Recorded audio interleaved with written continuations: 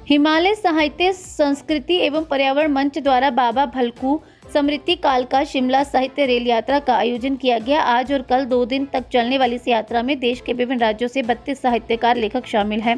यात्रा के दौरान भलकू को याद किया गया। शिमला रेलवे स्टेशन पर सभी लेखकों का हिमाचल की ओर से सम्मान और स्वागत किया गया और स्वास्थ्य मंत्री धनीराम शांडिल ने यात्रा को रवाना किया। 12 अप्रैल को यानी आज लेखक शिमला से बड़ौग जाएंगे और शाम को शिमला लौटेंगे। दूसरे दिन बस से ये यात्रा कुफरी चैल से होती हुई भलकू के पुश्तैनी गांव झाझा तक जाएगी।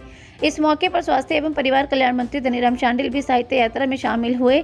उन्होंने कहा बाबा भलकू उनके क्षेत्र से संबंध रखते थे, जिन्होंने शिमला तक ट्रेन पहुंचाने में अहम योगदान दिया। जब बड़ौग सुरंग बनाने में अंग्रेज इंजीनियर असफल हुए तो छड़ी के सहारे बाबा ने सुरंग निकालने की राह दिखाई। वहीं इस मौके पर हिमालय साहित्य संस्कृति एवं पर्यावरण मंच के अध्यक्ष SR खरनोट ने कहा कि देश भर के 32 साहित्यकार शिमला कालका ट्रैक पर निकले हैं। इस दौरान महत्वपूर्ण सामाजिक मुद्दों को कविताएं संगोष्ठी होंगी, नशे को लेकर भी कविताओं का मंचन होगा और प्रकृति से जुड़ने का संदेश दिया जाएगा। पर्यावरण की दृष्टि से इस तरह के कार्यक्रम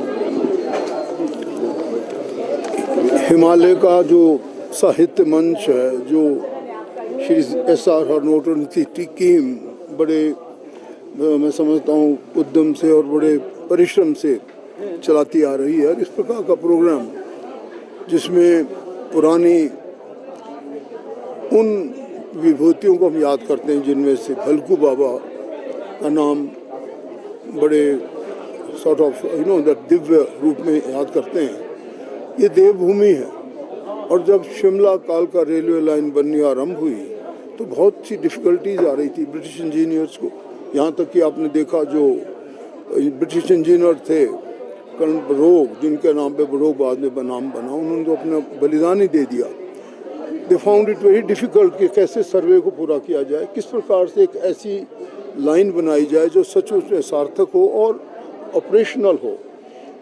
जब उन्होंने इतनी कठिनाइयों का सामना किया तो भलकू बाबा जो हिंदुस्तान तिब्बत बॉर्डर रोड पे जिन्होंने एज ए मजदूर काम किया, मजदूर ही थे, परंतु उनको कुछ एक ऐसी दिव्य शक्ति थी।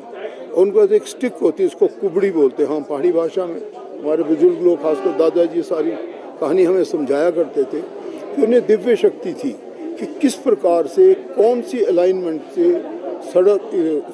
रेलवे लाइन बिछाई जा सकती है। और जब उन्हें ब्रिटिश इंजीनियर्स का ज्ञान हुआ तो उन्होंने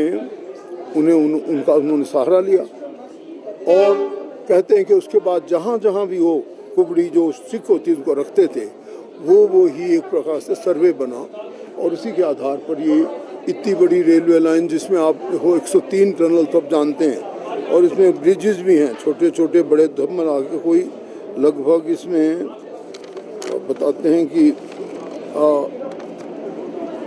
870 के करीब पुल हैं और 12 लोकप्रिय स्टेशन हैं, 103 सुरंगें हैं। मैं समझता हूँ कि इस प्रकार का आयोजन जो ये साहित्य मंच कर रहे हैं श्री SR खरनोट जी के नीचे, उनकी टीम के नीचे, ये बड़ा स्वागत योग्य है। और पुरानी विभूतियों को याद करना, उनके योगदान को याद करना, मैं समझता हूँ अपने में बहुत बड़ी बात है। मैंने देखा है कि इसमें लगभग 33 आर्टिस्ट आए हैं जो लिखने वाले भी हैं और उनको सम्मानित किया गया, जिन्होंने पुस्तकें लिखी हैं, अच्छे अच्छे लेख लिखे हैं। मैंने ये प्रार्थना इनसे जरूर की कि इसमें नशा निवारण की तरफ भी ध्यान दिया जाए और जो लेखन हमारी शक्ति है उसमें एक अभियान के रूप में हम जितने भी समाज के लोग कुछ काम कर रहे हैं, पर्यावरण की रक्षा कर रहे हैं या जो आजकल का वातावरण है, आजकल की उनमें सबसे बड़ी समस्या मैं समझता हूँ नशे की है, जो हमारी कल की आने वाली पीढ़ी उनको प्रभावित करती है। खुशी की बात यह है कि ये झाझा गांव में जाएंगे, जो मेरे ही विधानसभा क्षेत्र में एक इलाका है चायल के नज़दीक, और उसकी 6ठी जनरेशन को, 6th जनरेशन को सम्मानित भी करेंगे। और मैं इन जहाँ पे इस देवभूमि में सबका स्वागत करता हूँ। इस प्रकार के काम आगे बढ़ते जाएं जो राष्ट्र निर्माण में और हमारे प्रदेश के अभ्युदय में और उत्थान के लिए सार्थक सिद्ध हो। मैं इनका एक बार सबका स्वागत करता हूँ और इस प्रकार के कार्यक्रम होते रहें, इसकी कामना करता हूँ।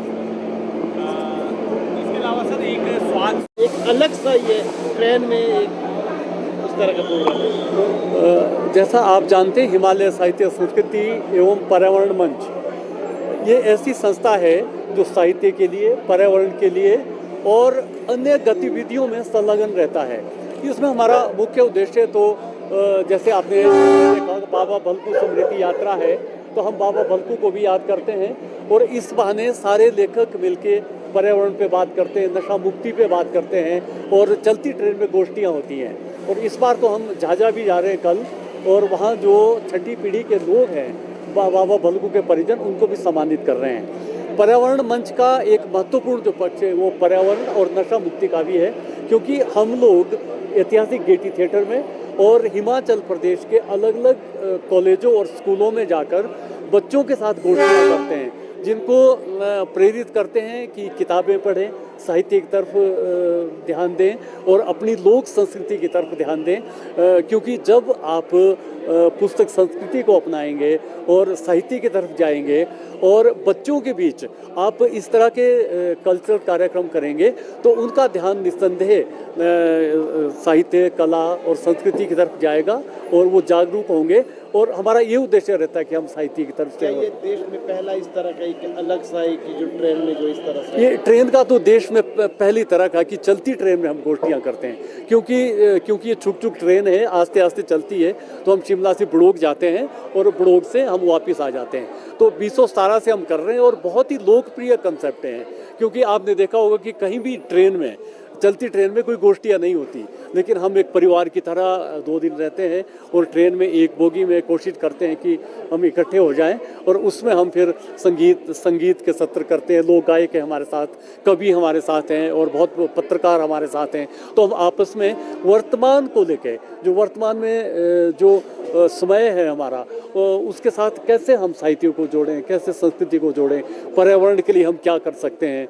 और क्योंकि ये देश से 32 लेखक हमारे साथ हैं, मुंबई से हैं और मध्य प्रदेश से हैं और उत्तर प्रदेश से हैं और हिमाचल के कोने कोने से लेखक हैं, तो हम इस बहाने, क्योंकि यहाँ तो इकट्ठे होते हैं, लेकिन जब अपने क्षेत्रों में लोग जाते हैं, टीचर हमारे साथ सारे हैं, तो एक मैसेज उनका ये भी रहता है कि जो सिलेबस हम पढ़ा रहे हैं स्कूलों में, यहाँ जो मतलब रूटीन है, उससे हट के हम साहित्य, संस्कृति और पर्यावरण की तरफ और नशा मुक्ति की तरफ बच्चों का आकर्षित करें।